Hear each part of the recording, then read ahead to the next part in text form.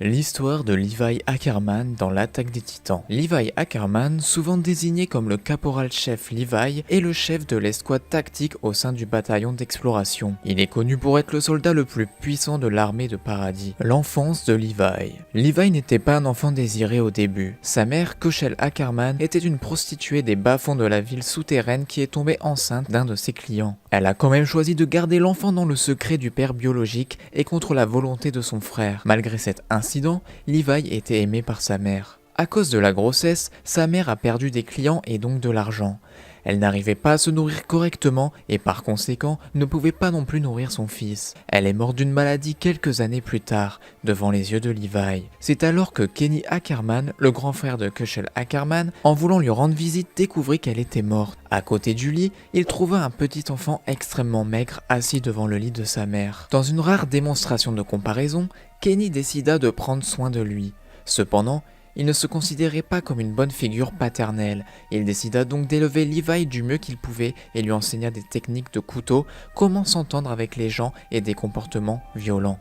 Levi apprit également à utiliser son propre pouvoir intérieur qu'il possédait en tant que membre du clan Ackerman. Le temps passa et finalement, Kenny enseigna à Levi tout ce qu'il savait. Un jour, dans la ville souterraine, Levi commença un combat avec un voyou standard qu'il remporta facilement. À ce moment, Kenny décida de le laisser derrière lui, convaincu qu'il avait appris à Levi les compétences nécessaires pour survivre. Dans la ville souterraine, d'où il n'était jamais sorti, Levi habitait dans une maison avec son ami Furlan Church. Ils aidaient les leaders d'un groupe populaire de bandits de la ville souterraine. Leur but était de collecter assez d'argent pour avoir un passeport civil afin d'aller dans le monde d'en haut. La vie suivait son cours pour eux deux, lorsqu'un jour, une fille débarqua sans prévenir dans leur maison. Son manque d'hygiène irrita Levi et quand celui-ci la traita de gamine, elle le reprit en disant qu'elle n'était pas une gamine. Derrière elle, des hommes la poursuivaient et, en voyant Levi et Furlan, ils leur demandèrent s'ils n'avaient pas vu une fille dans les parages. Les hommes ont alors reconnu les deux chefs du fameux groupe de voyous et préfèrent les amadouer. Furlan et Levi ne répondirent pas. Selon les trackers, elle aurait tenté de passer par le 11e escalier qui mène vers l'extérieur sans payer. En réalité, la jeune fille tenait contre elle un petit oiseau blessé qu'elle voulait remettre en liberté à la surface. C'est alors qu'un des hommes vit la fille et s'introduit dans la maison sans autorisation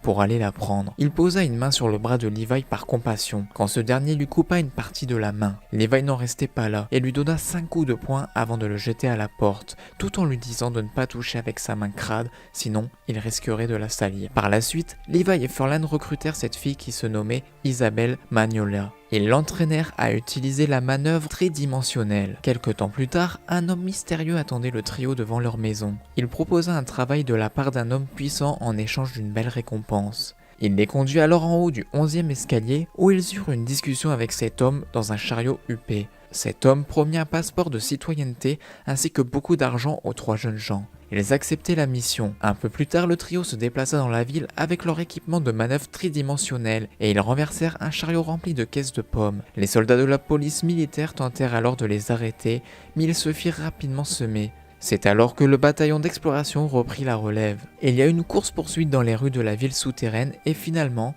les trois bandits se firent rattraper. Levi désarma Mac Zakaria avec un simple petit couteau et quand il était sur le point de le tuer, Erwin Smith protégea son camarade.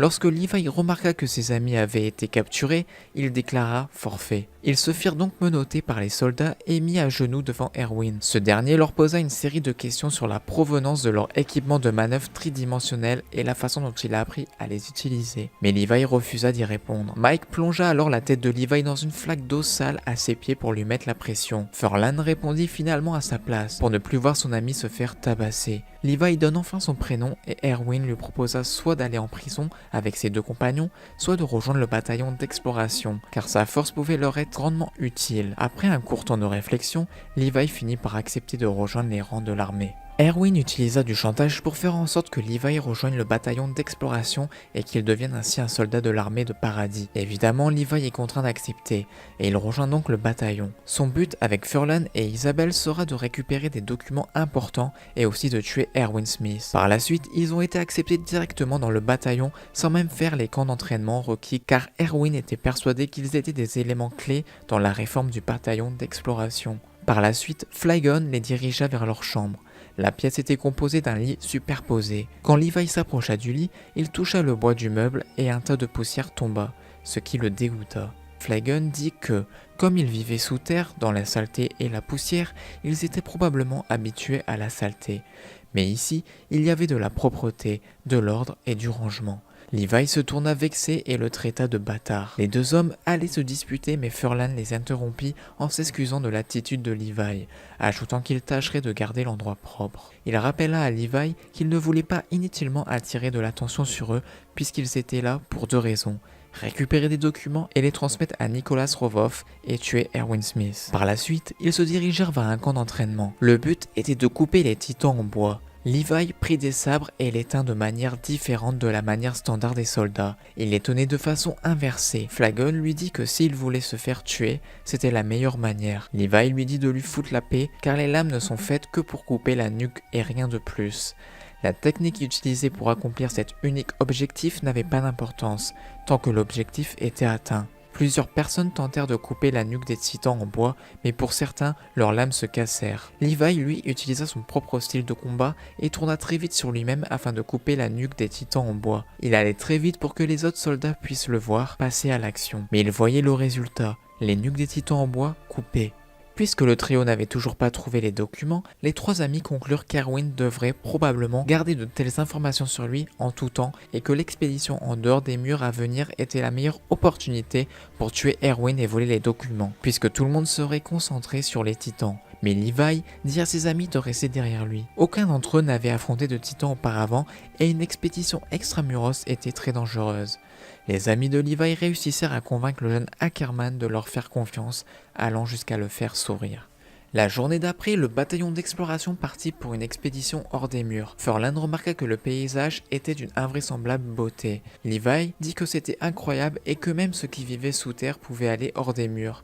Levi était à première vue aveuglé par la lumière du soleil, mais par la suite la réaction des trois recrues était très positive. Isabelle et Furlan étaient époustouflés. Avec un sourire, Levi dit que c'était pas mal. Peu de temps après, l'équipe rencontra un titan de 14 mètres, ainsi qu'un autre de 15 mètres de type déviant. Plusieurs soldats tentèrent de le tuer, mais ils échouèrent. Levi et son équipe décidèrent de le tuer.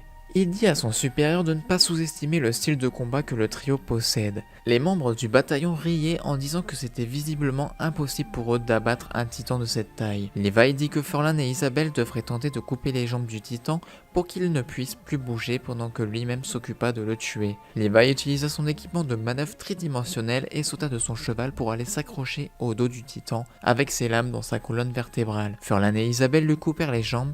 Levi utilisa son grappin et il visa la nuque du titan pour ensuite les lui couper. Malgré le fait que les trois étaient fiers de leur exploit, Erwan reprocha à Levi d'avoir utilisé trop de gaz, ce qui irrita ce dernier qui lui demanda s'il était censé prioriser son équipement avant la vie de ses amis. Un peu plus tard, une forte pluie se mit à tomber, limitant la vision des soldats. C'est à ce moment que Levi réalisa que c'était le moment de tuer Erwin et de mettre la main sur les documents sans se faire voir. Il ordonna à Furlan et Isabelle de rester en arrière afin que la formation ne réalise pas que les trois ont quitté leur position. Avant d'avoir été bien loin, il découvrit un grand nombre de cadavres qui étaient l'œuvre d'un titan déviant qui avait été attiré par le groupe d'humains. Levi réalisa qu'il était probablement passé à côté et fait demi-tour pour retrouver ses amis. Levi arriva trop tard et découvrit la tête d'Isabelle et le torse de Furlan. Il devint aveuglé par la rage et massacre le titan en coupant toutes les parties de son corps sauf la nuque afin de pouvoir se déchaîner le plus possible sur le titan responsable de la mort de ses amis. Le tout exécuté avec une vitesse incroyable. Lorsque la pluie s'arrêta, Erwin trouva Levi pleurant à côté du cadavre du titan.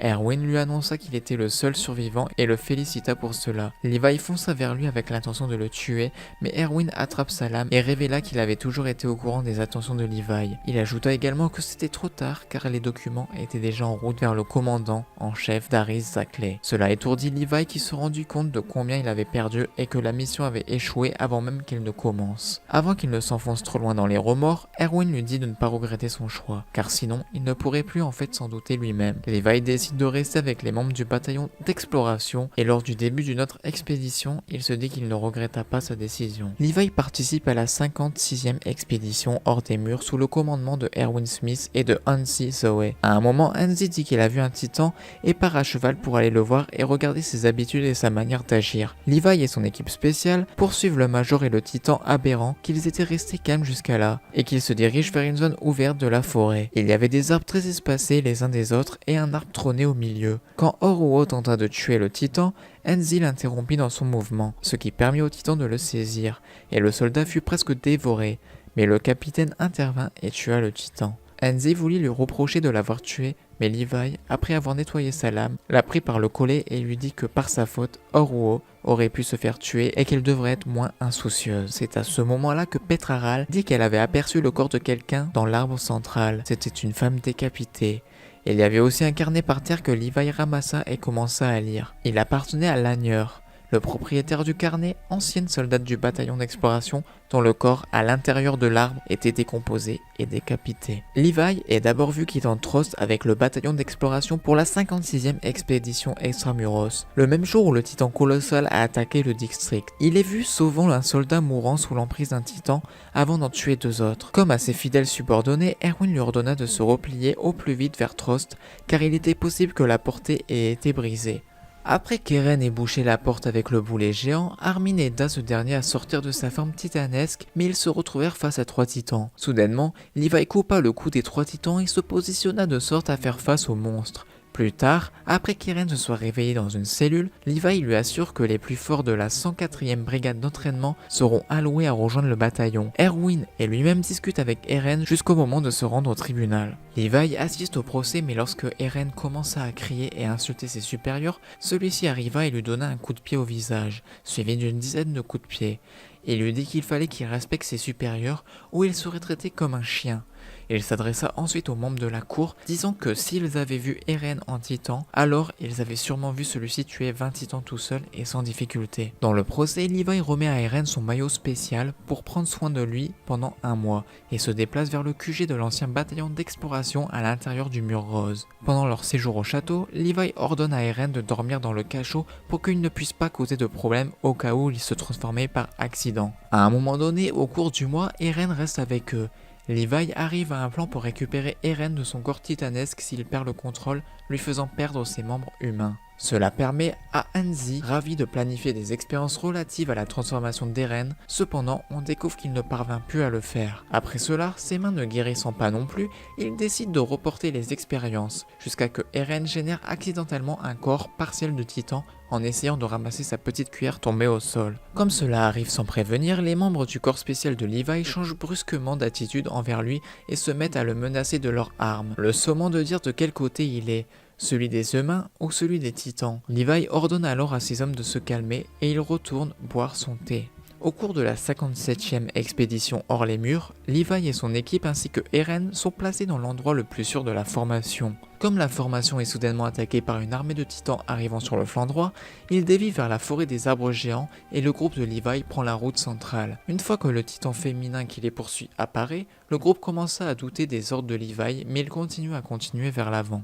Eren décide alors de se transformer, mais alors que Petra lui demanda de faire confiance à son équipe, il hésite. C'est par l'intervention de Levi en disant « On ne peut jamais savoir à l'avance ce qui se produira, nous choisissons selon ce que nous croyons bon ou pas. Je ne fais confiance qu'à ma force, donc si tu veux te transformer, vas-y. » Que Eren se décide enfin à faire confiance à ses compagnons et de continuer. Pour cette raison, le titan féminin est capturé par le bataillon d'exploration. Peu de temps après, Levi se sépare de son équipe. Il rejoint Erwin et se prépare à extraire la personne qui contrôle le titan féminin en lui coupant sa nuque. Levi et Mac l'attaquant et essayant de couper ses mains pour découvrir sa capacité à durcir sa peau. Erwin ordonne au canon d'être chargé d'explosifs pour faire sauter le poignet du titan. Levi saute sur la tête et le menace, lui disant combien il tient à lui faire face pour venger la mort d'innombrables de ses soldats. Cela fait violemment réagir le titan féminin, qui se met aussitôt à crier. Après un certain temps, Des titans de toutes les directions arrivent, cherchant à dévorer le titan féminin. Erwin, commandant de l'opération, Levi et le reste des membres de l'élite du bataillon essayant de les défendre, reversant la situation, mais ils finissent par échouer. Erwin ordonne à chacun de se retirer et de revenir à Karanese. Erwin note que la vapeur d'eau à partir des cadavres rendra la vision des fusées de signalisation difficile pour le reste du bataillon. Ce lui fait du même coup réaliser que la personne à l'intérieur du titan féminin peut avoir réussi à s'échapper, et il ordonne à Levi de se charger en gaz et en lames. Après que le titan féminin soit revenu et ait tué l'équipe de Levi, Mikasa et lui unissent leurs forces pour récupérer Eren. Levi lui dit de distraire le titan, mais éviter d'essayer de le tuer, car il est capable de durcir sa peau. Levi se met alors à attaquer le titan féminin, et après une série d'attaques réussies, il l'immobilise. Voyant que le titan est désormais impuissant, Mikasa désobéit aux ordres de Levi et tente de l'assassiner, ce qui conduit Levi d'avoir une entorse à la cheville pour essayer de sauver Mikasa du point durci du titan. Utilisant de l'élan de la dernière attaque, il coupe quelques muscles du visage du titan féminin, lui faisant ouvrir la bouche et révéler Eren à l'intérieur. Il procède à son secours et il fuit. Lors de la retraite vers le district de Karanese, le reste du bataillon de l'expédition est attaqué par plusieurs titans après qu'un des soldats soit sorti pour récupérer le corps de son camarade tombé. Alors que les titans se rapprochent peu à peu d'un des chariots, Levi, incapable de combattre en raison de sa blessure, ordonne aux autres soldats de jeter les cadavres des membres décédés dans le but d'alléger les poids de leur chariot et de semer les poursuivants titans. Après cela, le chariot est en mesure de mettre une certaine distance entre les titans et lui. De retour à Karanese, tandis que le bataillon est rejeté par le public pour leur échec de la mission, Levi est approché par le père de Petra qui lui relève qu'elle écrit en permanence à son père. Il raconte à Levi que, étant père, il est inquiet de la décision de Petra à consacrer sa vie à lui, car elle est trop jeune et toute sa vie devant elle. Levi continue à marcher en silence sans répondre. Quelques jours plus tard, Eren est appelé à la capitale pour un autre procès afin de décider de son sort. Levi avec Erwin, Ered et d'autres ont une réflexion dans l'ancien QG du bataillon. Avant cela, depuis Armin a une théorie sur la véritable identité du titan féminin. Lui-même ne participe pas à l'opération, cependant, et ne se voit près de Erwin pendant ce temps. Vers la fin de l'opération, il sauve Eren de la cristallisation d'Annie en coupant la nuque du titan assaillant. Lorsque les titans sont repérés à l'intérieur du mur rose, Levi accompagne Hanzi et la majorité du bataillon alors qu'ils se dirigent vers le district de Hermia. Le pasteur Nick du culte du mur les rejoint involontairement et Levi garde un œil sur lui, avec un pistolet à portée de main. Bien que Nick ne relève aucune information valable, il leur parle de quelqu'un qui connaît le secret des murs et est autorisé à le révéler au public s'il le souhaite. Levi arrive dans le district de Trost avec le bataillon, bien que sa blessure provenant de son combat de titan féminin l'oblige à rester en retrait. Les circonstances ont forcé les membres des brigades spéciales à sortir de l'intérieur des murs pour aider à combattre les titans et quelques-uns d'entre eux exprimèrent leur déception de ne pas avoir vu de titans à proximité. Levi voit à travers leur bluff et les invite à rejoindre le bataillon d'exploration quand ils le veulent. Comme ça, ils pourront voir les titans autant qu'ils le veulent. Après le sauvetage d'Eren, Levi rejoint d'autres pixies, aux cheveux d'Erwin, où le commandement se remet à la perte de son bras. Hanzi et Connie rapportent leur découverte sur la théorie du village de Ragako, et elle dit que leur découvertes soutiennent la théorie selon laquelle les titans étaient,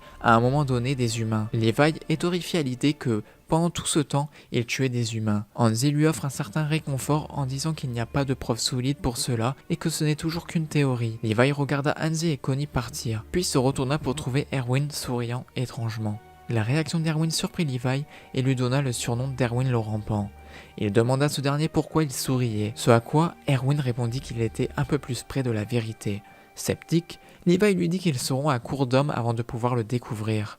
Il informa ensuite Erwin sur certaines décisions qu'il a prises, ainsi que l'idée de la formation de son escouade tactique pour protéger à la fois Eren et Historia. Levi rejoint ensuite son équipe à l'endroit de leur cachette, après s'être brièvement plaint de l'état dégradé des lieux. Il soulève la question de la fermeture du trou de mur Maria. Quand Armin parle de la possibilité d'utiliser Eren pour reboucher le trou en utilisant sa force de titan, Levi dit que tout dépend d'Eren. Quand Eren est en accord avec le plan, Levi ordonna à Hanji de prendre soin de l'expérimentation. Cependant, Hanzi l'informe de l'assassinat du pasteur Nick. Levi déduit que le coupable était probablement près de l'endroit où Eren et Historia étaient emprisonnés. Il devine aussi que Nick n'a pas pu relever l'information. Andy continue à se blâmer et ils finissent par décider d'aller capturer le coupable tout en gardant le plan initial. Ils doivent réaliser 2 missions en même temps. En marchant à travers la foule, ils sont approchés par des gens qui blâment Levi et le bataillon d'exploration pour la perte de leur emploi. Ils continuent jusqu'à que Levi remarqua une voiture dont l'une des personnes à l'intérieur kidnappe Eren et Historia. En réalité, Eren et Historia sont cachés et les kidnappés sont donc Jean et Hermine déguisés et servent d'appât afin de pouvoir traquer et capturer les kidnappeurs. Levi et son équipe arrivent, debout sur le toit où Jeanne et Hermine sont détenus. Mikasa s'interroge à propos de la blessure de Levi et lui dit que sa jambe se déplace assez bien. Le chef des bandits s'avère être Dimo Reeves, le patron marchand qui bloquait la porte avec sa cargaison le jour où Trost a été envahi. Reeves prétend ne rien savoir et Levi suggère qu'il sorte et parle. Au sommet du mur rose, Levi dit qu'il n'est pas là pour lui faire la leçon, mais pour savoir ce que Reeves a fait avec les brigades spéciales. Reeves révèle qu'il n'y est pas d'accord et que si la société ne coopérait pas, ses employés seraient sans emploi et ils seraient morts. Bien que la compagnie Reeves fasse beaucoup de bien pour Trost, Levi reconnaît que cela ne durera pas et compare le combat de Reeves avec les brigades spéciales à celui du bataillon d'exploration contre les titans. Pour que Reeves se batte aussi, Levi propose de remettre Eren et Historia à 3 conditions. La compagnon Reeves travaillera contre les brigades spéciales avec le bataillon d'exploration. La compagnie Reeves fera entièrement confiance au bataillon d'exploration et le bataillon d'exploration recevra un accès prioritaire à tout produit de luxe. C'est un marché difficile, mais Reeves est d'accord et tend un piège à Jersanes de la première division afin qu'il puisse être capturé par le bataillon d'exploration. Jell est ensuite torturé par Levi et Enzi. Il se fait arracher les ongles et les dents par Enzi pendant que Levi lui donne des coups de poing à répétition pour le faire parler. Plus tard, Levi dit à Historia qu'elle est celle qui devra être la nouvelle reine des murs, mais cette dernière s'en sent incapable car elle a trop peur. Levi la prend par le collet et commence à lui dire qu'ils n'ont pas le temps pour ses petits caprices. Elle est terrorisée, mais finit néanmoins par accepter. Par le biais de tout cela, nous apprenons aussi que Levi serait dans la famille de Mikasa Ackerman car sa mère s'appelait Ackerman et qu'il fut le disciple de son oncle, le commandant Ackerman. Levi se retrouve sur le toit du bâtiment en train d'espionner des soldats de la police militaire plaçant des cercueils dans une voiture. D'après lui, il se pourrait qu'à l'intérieur de ces coffres, il pourrait bien avoir Eren et Historia. Étant avec l'escouade de Hanzi, Levi discute avec Nifa et lui demande si elle a déjà entendu le nom du tueur en série tristement célèbre nommé Kenny Ackerman. Elle dit qu'elle a déjà entendu ce nom, mais elle semble convaincue qu'il ne soit qu'une légende. Levi dit qu'il fut son disciple, mais Nifa ne le croit pas. Tout à coup, un homme apparaît sur le toit. Un homme portant un chapeau melon, une chemise blanche, un manœuvre tridimensionnel personnalisé et 2 pistolets à la main. Il tire en plein visage de Nifa ainsi qu'un soldat non identifié de l'escouade d'Hanzi. Levi se rend compte que son camarade Keiji a aussi été tué. Le commandant Ackerman se rend compte que Levi est encore là et il s'envole par-dessus lui pour redescendre sur le toit en lui disant « Hey Levi, tu as bien grandi ». Kenny s'élance en l'air et sort ses pistolets tandis que Levi dégaine son sabre. La poursuite continue. Levi tue quelques soldats de l'équipe de Kenny, mais Levi est contraint de se cacher dans un bar. Il se positionne sous le comptoir en attendant Kenny. Lorsque le commandant arrive, ils ont une petite conversation sur leur passé commun, mais cette discussion cesse lorsque Levi tire une balle de carabine sur son mentor, ce qui ne manqua pas de faire tomber par terre. Levi se relève et il lance une chaise par la fenêtre pour bluffer le garde de Kanei. Son plan fonctionne. Duran, l'un des soldats de Kenny, mord à l'hameçon et tire plusieurs balles sur la chaise avant de se rendre compte que ce n'est qu'un objet. Levi utilisa un grappin pour monter sur le toit et se sert du corps de Duran comme bouclier face aux balles de ses adversaires. Les camarades de Duran ont à peine le temps de recharger leurs munitions que Levi est déjà parti après avoir tranché le cou et le ventre des 2 hommes. Il va rejoindre son équipe et demande à Mikasa de protéger le chariot avec lui tandis que le membre de Kenny le suivent. Plus tard, l'équipe arrive à s'enfuir et ils se cachent tous dans une forêt. Suite à cela, Mikasa va réconforter Armin pour son action précédente, mais Levi lui dit que c'est normal, que ce sont les conséquences de la nouvelle vie qu'il a choisie et qu'il va devoir faire avec. Mikasa s'énerve contre lui et lui demande pourquoi faut-il qu'il dise les choses de manière crue. Levi l'ignore, se tourne vers Armin et lui demande si la femme qu'il avait tuée quelques heures plus tôt avait hésité avant de tirer sur Jen et aussi s'il pense avoir fait le bon choix. Le lendemain, dans une forêt, Armin est choisi pour servir d'appât afin d'attirer 2 soldats des brigades spéciales en train de patrouiller. Le plan fonctionne et Levi et Mikasa volent l'équipement des 2 soldats. Les soldats en question se trouvent être Itch et Marlowe. Itch veut savoir si Annie a été capturée par le bataillon car elle a disparu suite à la bataille de Stowes, lorsque 2 titans s'affrontaient devant le mur de Sina. Levi dévoile qu'Annie était bel et bien le titan féminin et qu'elle était capturée.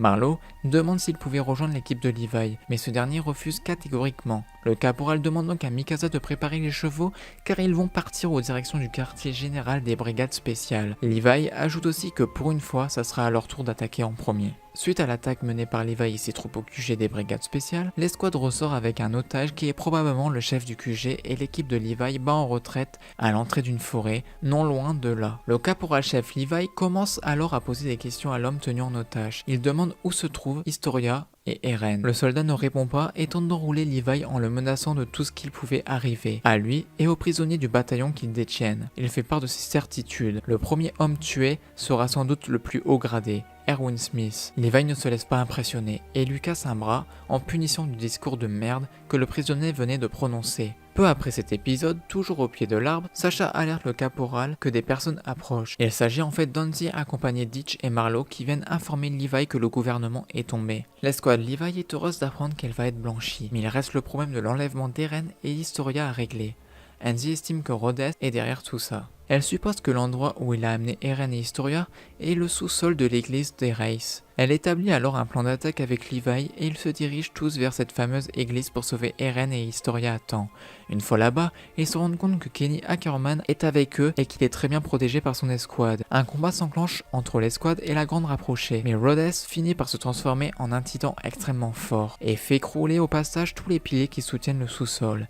Levi et son escouade aident Eren à se libérer, mais tombèrent très vite en mauvaise posture à cause de l'effondrement du plafond. Sous la pression de Levi, Eren trouve une fiole de Rhodes. Il attrape la fiole et s'avança vers le titan avant d'avaler le contenu.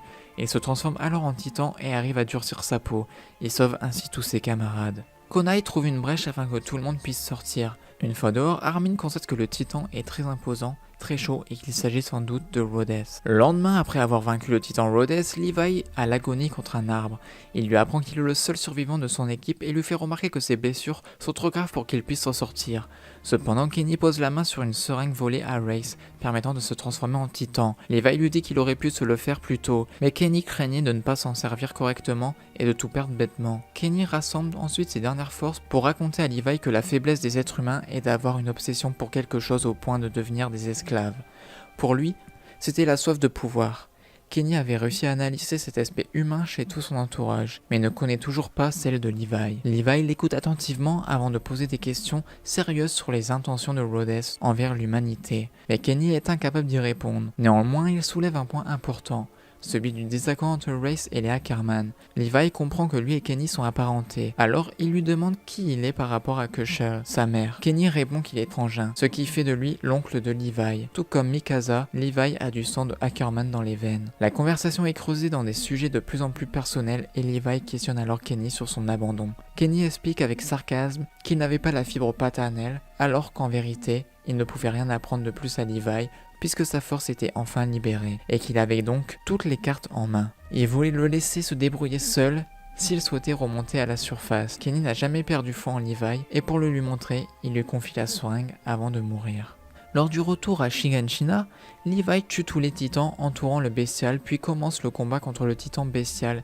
Il lui tranche les membres et il se fait attaquer par le titan charrette qui était posté à côté. La charrette prend Sieg Jagger en bouche pour qu'il ne se fasse pas tuer par Levi Seg et le charrette veut sauver Berthois mais Eren menace de le supprimer. Il part donc chercher Reiner qui allait être égorgé par Hanzi. Levi place en captivité Seg dans une forêt dense, accompagné d'un nombre conséquent d'hommes, et lui explique qu'il sera difficile pour lui de s'évader dans un tel environnement. Seg se contente de demander s'il pourrait faire venir Gabi et Falco pour leur montrer les arbres, mais Levi répond que cela dépendra de ses actions et de son comportement. Rechignant au début, Levi refuse que ses subordonnés s'abreuvent du vent apporté par les Mars, mais cède finalement leur disant seulement d'y aller doucement et de ne pas finir ivre. Quelques jours plus tard, Sieg explique à Levi autour du feu de camp ses méthodes pour transformer les villageois de Ragako en titans. Une fois l'explication achevée, Levi répond qu'il est dégoûté du manque de culpabilité de Seg et que visiblement, pour celui-ci, la vie humaine ne vaut rien. Seg le nargue et lui répond que, à force d'essayer de devenir les états d'âme d'autrui, il ne trouvera jamais de femme aimante. Seg change ensuite de sujet et demande s'il pourrait bientôt s'entretenir avec Eren, ce à quoi Levi répond que ce n'est pas de son appel et qu'il n'en sait rien. Tous deux finissent par se convenir que ce serait une erreur de faire rencontrer les deux frères trop tardivement. Après un nouveau laps de temps, un messager appartenant au bataillon d'exploration arrive au campement. et informe Levi de l'assassinat de Darius Zackley. Il lui explique ensuite le plan de Pixies, ayant pour but de mettre à terme au mouvement des Pro-Jaegers. Levi serait mort de tous ces soldats de l'armée qui s'étaient sacrifiés pour sauver Eren. Bouillonnant de rage à l'idée que tous ces morts n'aient abouti à rien et que Eren le trahisse, il ordonne de changer le plan et de faire manger Seg à un Pro-Jaeger, en attendant qu'Historia accouche. De son idée, une fois la reine ayant mis au monde son enfant, le Pro-Jaeger hôte du titan bestial se ferait dévorer par celle-ci, et Historia posséderait alors le titan de Sieg. Levi termine par charger le message de retourner voir Pixies et de lui faire part de son plan. Et voilà, c'est tout pour cette vidéo, j'espère que ça vous a plu, je vous dis à la prochaine, bye bye.